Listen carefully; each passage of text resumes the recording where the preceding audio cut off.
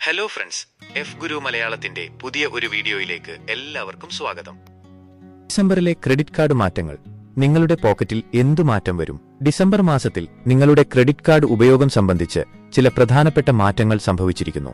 SBI, axis bank, yes bank, AU small finance bank തുടങ്ങിയ പ്രമുഖ ബാങ്കുകൾ അവരുടെ ക്രെഡിറ്റ് കാർഡ് പോളിസികളിൽ ചില പുതുക്കലുകൾ വരുത്തിയിരിക്കുന്നു.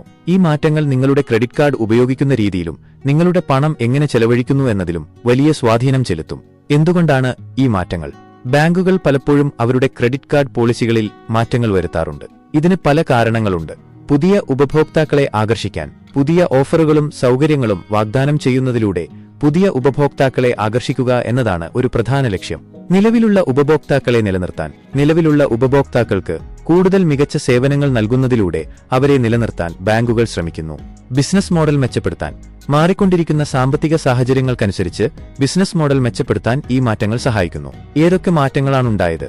SBI 50,000 രൂപയ്ക്ക് മുകളിലുള്ള യൂട്ടിലിറ്റി ബില്ലുകൾ അടയ്ക്കുന്നതിന് 1% ഫീസ് ഈടാക്കും. ഡിജിറ്റൽ ഗെയിമിംഗിൽ ചെലവഴിക്കുന്നതിന് റിവാർഡ് പോയിന്റുകൾ ലഭിക്കില്ല. Axis bank redemption fees, cash redemption fees, mileage പ്രോഗ്രാമുകളിലേക്കുള്ള പോയിന്റ് ട്രാൻസ്ഫർ ഫീസ് എന്നിവ വർദ്ധിച്ചു.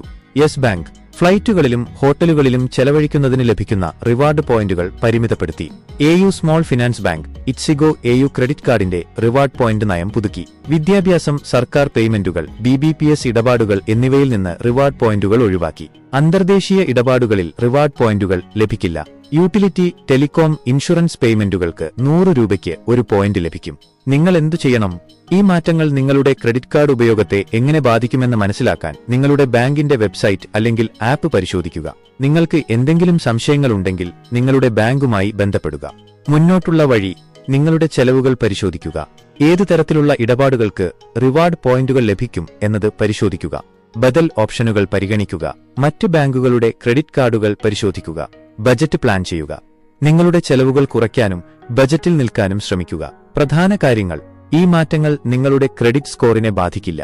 നിങ്ങളുടെ ക്രെഡിറ്റ് കാർഡ് ഉപയോഗിക്കുന്നത് തുടരാൻ നിങ്ങൾ തീരുമാനിക്കുകയാണെങ്കിൽ പുതിയ നിബന്ധനകൾ ശ്രദ്ധാപൂർവം വായിക്കുക. നിങ്ങൾക്ക് എന്തെങ്കിലും സംശയങ്ങളുണ്ടെങ്കിൽ നിങ്ങളുടെ ബാങ്കുമായി ബന്ധപ്പെടുക. ഈ വീഡിയോ വിവരദായകമായ ഉദ്ദേശ്യത്തിനാണ് നൽകിയിരിക്കുന്നത്. നിങ്ങളുടെ സാമ്പത്തിക തീരുമാനങ്ങൾ എടുക്കുന്നതിന് മുമ്പ് ഒരു സാമ്പത്തിക ഉപദേഷ്ടാവിന്റെ ഉപദേശം തേടുക. ഈ വീഡിയോ നിങ്ങൾക്ക് ഉപകാരപ്രദമായി തോന്നിയെങ്കിൽ ലൈക്ക് ചെയ്യുക, ഷെയർ ചെയ്യുക, ചാനൽ സബ്സ്ക്രൈബ് ചെയ്യുക. അടുത്ത വീഡിയോയിൽ കാണാം. നന്ദി.